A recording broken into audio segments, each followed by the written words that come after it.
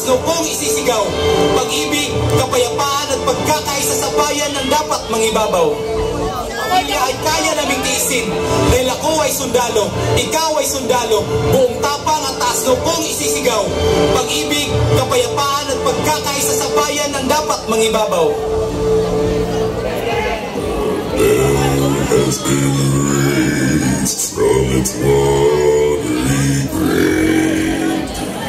By virtue of the powers vested in me by the Constitution and by law, I have to declare martial law in the Mindanao Group of Islands for a period that exceeding 60 days, effective as of May 23, 2017. Kasagupa sa Marawi City ang mga sundalo at mga hinihina ng membro ng multi-group. Kasagupa ang tropa ng militar at maunang sa Marawi City. Naligo na sila eh. Nakapusto na sila bago tayo pumasok. This man stole the queen from her bed. Hindi agad naunawaan ng mga residente na may malaking pag-ataking gagawin ng multi-group sa Marawi City.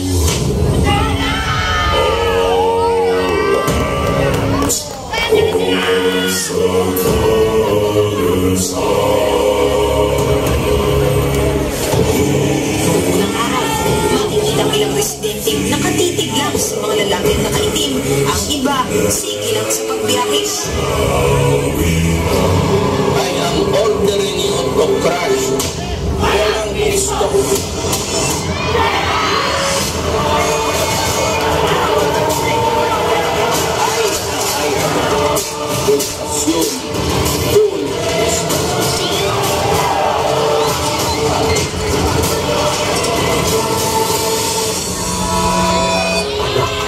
Babalik na si Papa sa Marawi.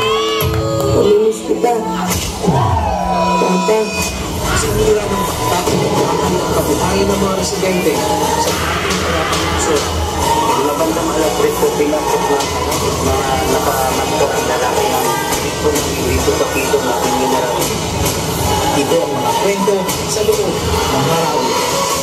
Dito na raw marahil ang pinakamatagal na gera sa Pilipinas sa kasaysayan sa loob ng isang minuto. Masasaksihan natin ang malakitang mga kasalukuyan ng ating mga sulat. Mga terorista ng Rose at Omar Bakit. Matulungan pahayaan nila ng kailangan sa isang magbakan. Itigil na ang ingay. Tama na ang batuan. Itigil na ang digmaan. I will not talk anymore kasi marami na ang soldado.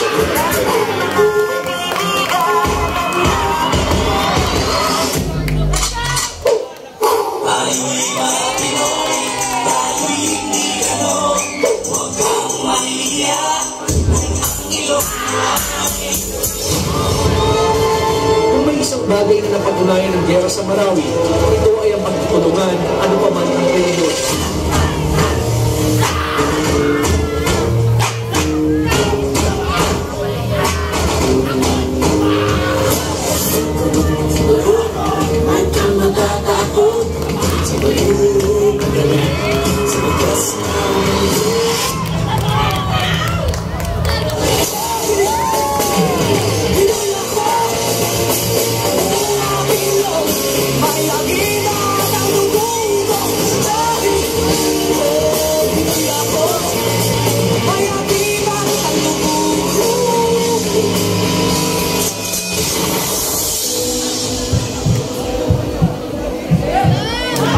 Papa, sinulat ko to para sabihin, bukas po ay makakagraduate na po ako. Pero po ang magsabot ng medalya ko hihintayin ko po kayo. Nagmamahal, anak.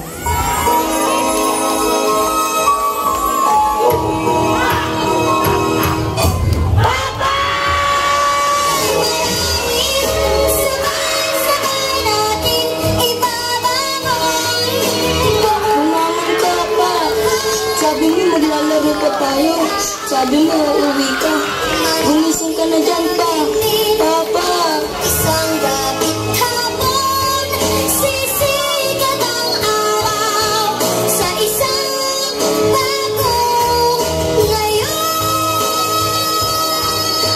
natigil na ang digmaan.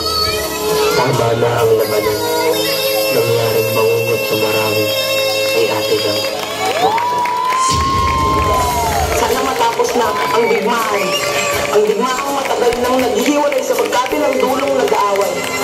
Dahil kahit anong gawin mo, rebelde ka man o sundalo, kapwa Pilipino pa rin ang kalaban mo.